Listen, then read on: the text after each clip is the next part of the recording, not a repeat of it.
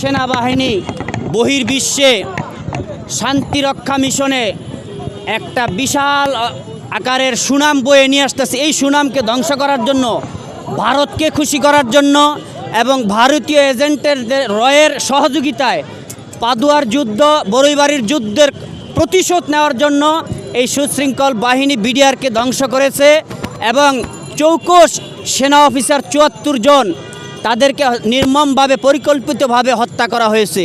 সেনা অফিসারের স্ত্রীরা বলেছে যে সেদিন ২০০৯ সালে ২৫শে ফেব্রুয়ারিতে ৩ জন ভারতীয় হিন্দি ভাষায় কথা বলেছিল, আমি নিজে শুনেছি, কিন্তু তার সেই সেনা অফিসারের সেই বক্তব্য তদন্ত কমিশন যারা করেছে তারা কিন্তু সেটাকে গ্রহণ করেনি।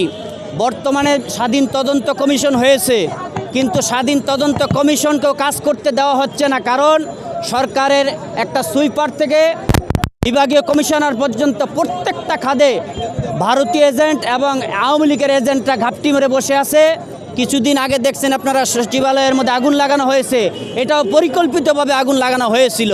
অতএব সর্বপ্রথম সংস্কার করতে হবে আওয়ামী এই মুজিবকুড়ের যারা যারা চাকরিতে রয়েছে, ছাত্রলীগের প্লাবনদেরকে, অযোগ্য ব্যক্তিদেরকে যোগ্য স্থানে বসায় রাখা হয়েছে।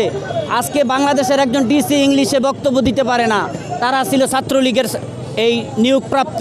অতএব এই আওয়ামী লীগের দোসরদেরকে চাকরি থেকে আগে সংস্কার করতে হবে, করার পরে পিলখানা হত্যার বিচার, পরিকল্পিত পিলখানা হত্যার বিচার এবং শাপলা চত্বরে আলেমদের হত্যার বিচার, ছাত্র সমন্বয়কদের হত্যার বিচার এবং গুণ খুনের বিচারগুলি নিশ্চিত করে এই সরকারকে নির্বাচন দেওয়ার দাবি জানাচ্ছি।